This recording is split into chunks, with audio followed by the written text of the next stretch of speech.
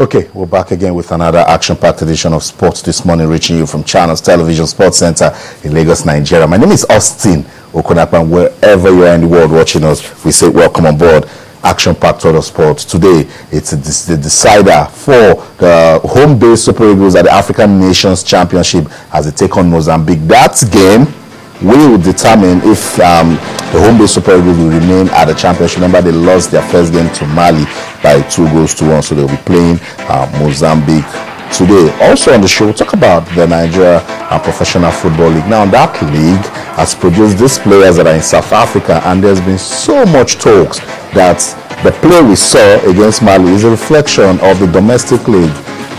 What's your take? You know, I will do it on Sports This Morning. You're going to talk to us this morning. So much to talk about. We'll talk about the FA Cup replay games. We'll talk about fixtures for today.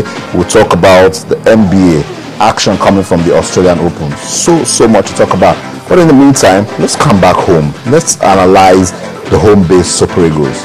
What's the problem? We want to play back that video in that first game against Mali and then try to see ways that this team can be better when they play Mozambique today, and at the same time see if we can get positives from that game. Let's take a quick look at the first game between Nigeria and Mali at the ongoing African Nations Championship, and we'll come back, we'll talk. Don't go anywhere, stay.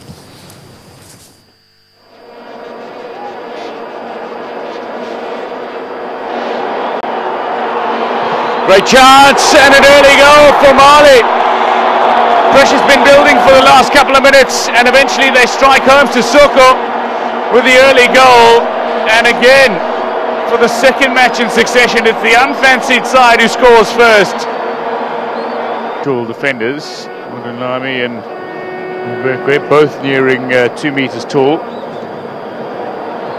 Incredibly difficult to beat, but a chance again for Mali. Tight angle and another.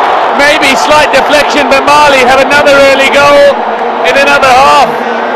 The slightest hint of a smile from Jibril Drabe, whose Malian side looked to be running riot against Nigeria. Adama Traore, with his first shot at goal in this tournament, finds the back of the Nigerian net.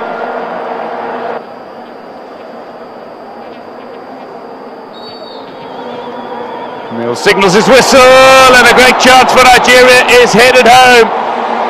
Straight off the bench, Salami scores. Nigeria back in it. They cut the deficit to 1.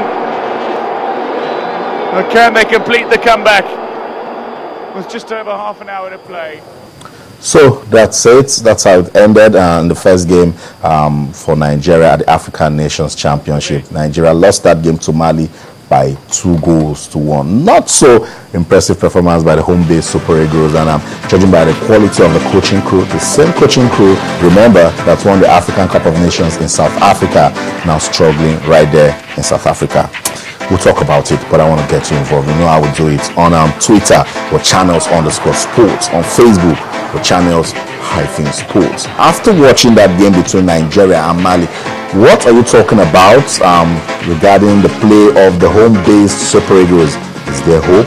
Will they stun Mozambique today, or will Nigeria say goodbye to that championship? Remember, it's a debut appearance for the home-based Super Eagles, but that's another avenue for them to actually say the sort of quality that there is in this country called Nigeria. So much to talk about. So keep it coming. Your questions, comments, suggestions on Twitter and on Facebook. Let's get you talking. Remember, the show is designed for you.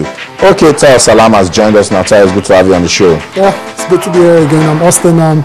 You talked about the debut appearance of the Super Eagles at the African Nations Championship, and that's exactly the excuse Stephen Keshi gave after the game against after a very bad game against Mali. But then we have to take into consideration that now going into the second game against Mozambique, it's a win, or you have to win. Really win. Yeah, a win or win. Yeah, you can't afford to lose this game, because when you lose your first game, the pressure mounts on you. debut, and then you go into the other games knowing fully well you need to get 3 points. And so against Mozambique, I'm actually expecting a much improved performance by the Super Eagles, because the first leg, the first game against Mali was really bad. The Super Eagles, they didn't show any kind of coordination, especially in the attack and the midfield. They didn't show much coordination, and that's Chigozie Agbim then. I actually believe he was one of the standout players for Nigeria on that day, because I've seen a lot of people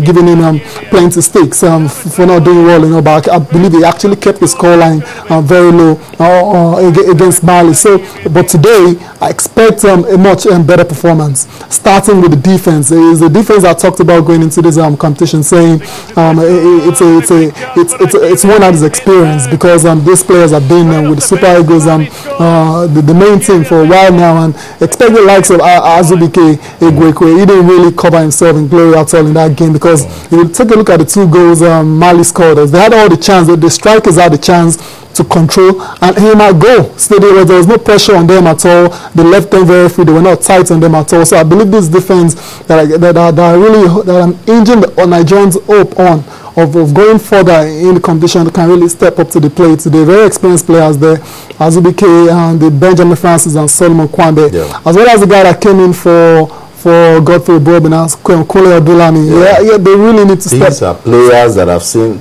some sort of experience, you know, associated with the big boys and the Super Eagles. But this game was so disappointing. I was so, let me use the word angry. Director, I'll let you play the visuals again, that game between Nigeria and Mali. And then we'll talk about the second goal. Yeah. Like there was nothing in it for these guys. Yeah, that's what I'm saying. That's what I said about the fact that the defenders didn't stay tight. That's the first goal. Look at that. It was alone. So what? The second goal, Tayo. Yes. There's a throw. Yeah. And then we're supposed to be doing man-to-man marking, and this guy threw the ball, and then this guy turned, threw a long one, and it was left alone with the goalkeeper again. Yeah. I'm saying to my, that's it. Okay. That's a throw. He gets the ball. 1, 2, 3, 4 green shirts. He makes a cross. And he's all alone with the goalkeeper. This guy is alone with Chigozie Agbim. I'm trying to say, these guys are playing like there was nothing. Like there was nothing at stake really, but then obviously we know what's at stake in this game, and they knew as well, but then it was just terrible marking from the defenders. And I mentioned Azubike is the most experienced there, and I believe he should have coordinated his defense very well. The striker there was alone with Chigozie Agbim. Even though you can fault Chigozie Agbim for getting beat at his near post, because if you're a goalkeeper and you get beat at your near post, then you have to have a second look at yourself. Well. you didn't cover well, and the ball actually went through his legs, and that's not a very good sight for goalkeepers. But then Bola Salami came on. He got a goal from a set piece again. That's one thing I've noticed about this team. In this particular game, they didn't create too many clear-cut chances, and it wasn't a surprise that the goal we got was from a set piece, just like the friendly we played against Ethiopia before they moved to South Africa. Set pieces, throw-ins and stuff. So what happens to the general? What's wrong with the general build-off play of the Super Eagles? What's wrong with keeping the ball on the ground? What's wrong with playing, making use of the wings that we're known for? It just shows they want to live the pure principal cup football. No tactics, no quality. It's not that bad. What I'm saying is, let's just look at the game today. Okay. Bola Salami came and made an impact. Straight away. Impact for me, because he needs to prove a point. Yes. Remember, he was part of the home-based Super Eagles under Coach Samson Siasia. Yes. So he's like an old guy in the team. And he knows what it means to, come out. But there was no midfield. If we're to win today, I'm thinking we should do a lot of midfield play. Yeah, that'll be very key. And the players we have in the midfield, they really have a lot. They really need to step up today as well, because we know the midfield really is the engine room of the team. And going by what we saw in the first game, it was non-existent really, because there was no that synergy between the midfield and the attack was no longer there, and that's why we couldn't create many chances for our attackers. But going into this game, you just talked about Bola Salami. He was the only one that came in that game that I felt can actually step up and be a starter today. So, but we don't know what Keshi would do in terms of actually, because there have been talks about Keshi actually ringing changes to this particular first lineup because they didn't do well enough. And we're just hoping really playing against Mozambique. They're not the best of sides in Africa. So if we can't beat Mozambique, then I don't think we have any business at the competition. Okay. Action continues today at the African Nations Championship. South Africa, they already have 3 points. Mali, they already have 3 points. Both teams will meet themselves, and if one of these teams win today, as good as through to the next round. Problems for us. So it's a win-win for Nigeria against Mozambique.